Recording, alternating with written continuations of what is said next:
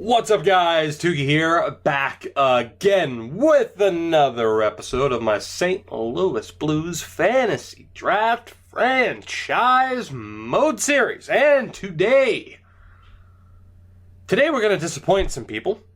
We're also going to make some people happy, because that's what we're here to do. The big question coming out of the last episode was, what do we do with the team? Do we make a big move, or do we keep the team together and hope that they can keep winning, and we end up having a very successful season and hopefully not run into Dallas in the playoffs? Well, you guys weren't very helpful because I am a naturally indecisive person, which you would think would be perfect for a series like this, because I can say to people, hey, what should we do? And then you guys are just as indecisive. Nearly a 50-50, if not a true 50-50 split between make a big deal, keep the team together. So it comes down to me and what I think we should do.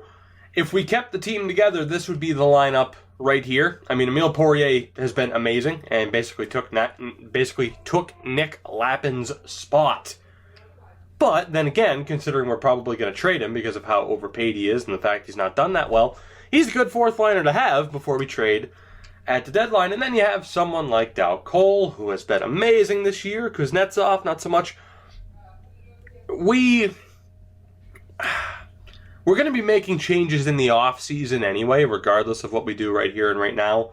And then there's the disappointment of Larson and Olli Juolevi not progressing at a tremendous rate, but Larson's 21, Juolevi's 22, or 20. We're keeping the team together. Screw it. I said it. There it is. That's what's happening. We are keeping this team together. They have been winning, and we will hope for the best. We have 22 games to go. We are 7 points ahead of the Dallas Stars, and I'd like to think we're going to be able to hold on. Now, we have a very busy month ahead of us, to the point where I'm not going to sim March live because we have so many back-to-backs. How many do we have here? 1, 2, well, at least 3 with Brian Elliott, but that does take up more time than you would think on top of injuries. So what we're going to do is we are going to sim to, actually there's 4 back-to-backs. So we are going to sim to April 1st.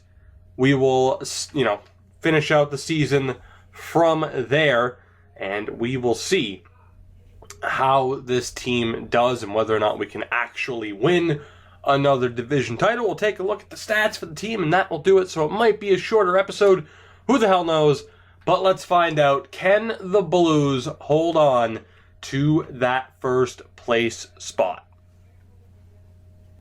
The Blues have clinched a playoff spot, but they've kind of screwed themselves over. As you can see, an up and down month, to say the least, but right at the end, 4 straight losses to Montreal, Columbus, Toronto, and Winnipeg do not help our cause.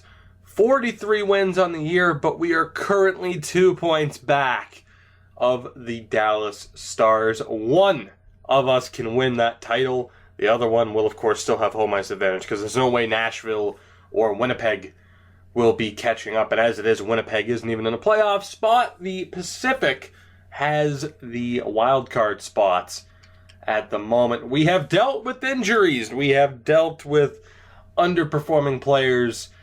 And when I say that, one of them, the guy who's currently injured, that being John Tavares, is perhaps one of the main underperforming players this year.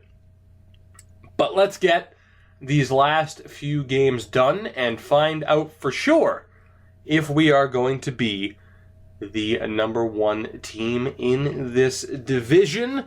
We play the New Jersey Devils here on April 2nd. Can we please get a win? John Tavares is nearly healthy, and we lost 4-2. That is not a very good start at all.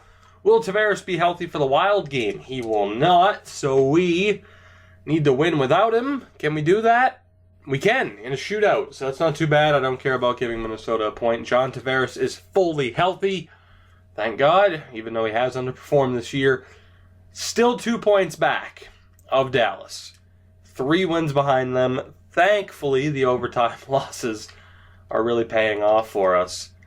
Let's go best lines. Timo Meier. Yeah, we can have Timo Meier.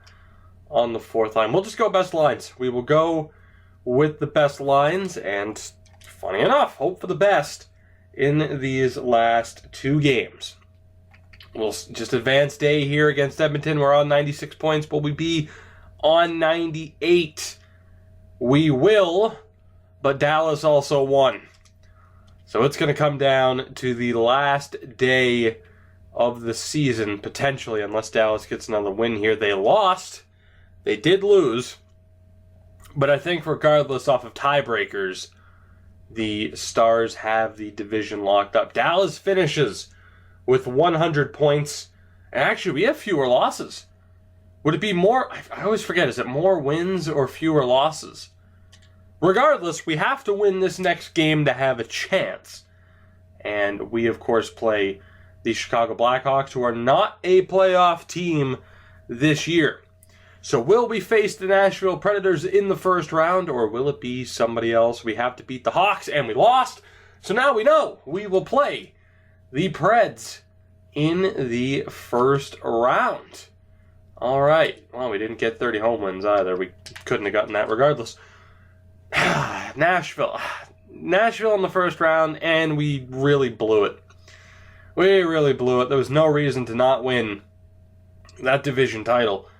But God, Dallas has just been such a thorn in our side throughout this entire series. It is getting extremely annoying, but maybe, just maybe, third time will be the charm.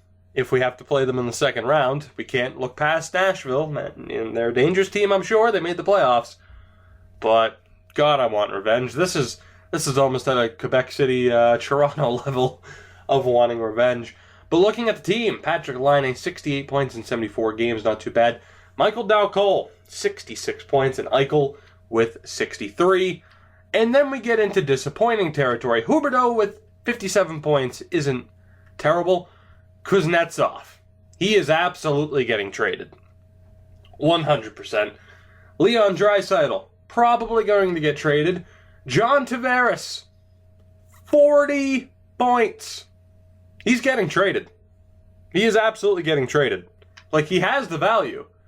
Why wouldn't we? And we'll get somebody that actually wants to put up a fucking decent point total for their overall. Emile Poirier was 4 points back of John Tavares. Yes, he played 5 more games, but still, what is that? Like, come on, man. That's absolutely absurd. Nick Lappin, only 26 points. So when you talk about how hopeful I am, as it shows Clint Costin's up to a 78, which isn't too bad.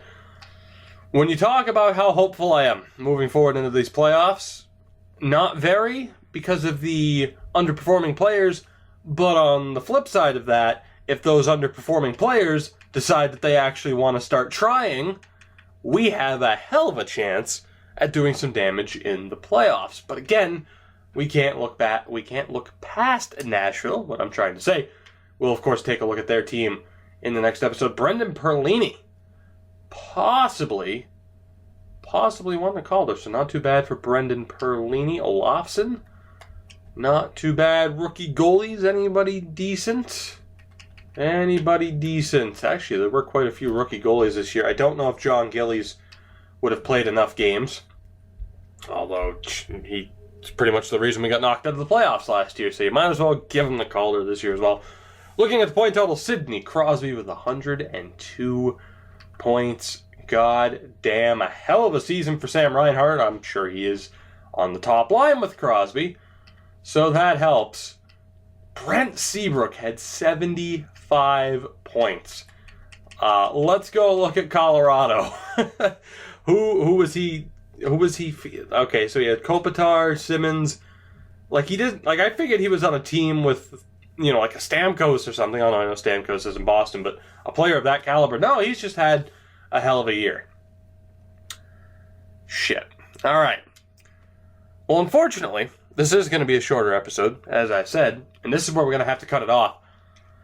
I don't know what to think about this team and about our hopes in the first round, but again, we are a playoff team, and we will move forward and play Nashville in the next episode. I feel like I'm forgetting something. That's why I'm kind of dragging this out right now. I feel like I'm forgetting something. I can't remember, though. So I'm just going to call it. As always, thank you for watching. If you did enjoy this shorter episode, then you're a hero, because I don't know how I'm going to feel about it. Subscribe, though, if you haven't already, to continue following this series and others. That's right, there are others. It's not just this. I'm sure you know that. I will see you guys in the next one, where we get back to a somewhat normal episode length. It's Nashville in the first round. We're probably going to lose because of how badly I want a rematch against Dallas, or Dallas will lose to LA. Oh, God.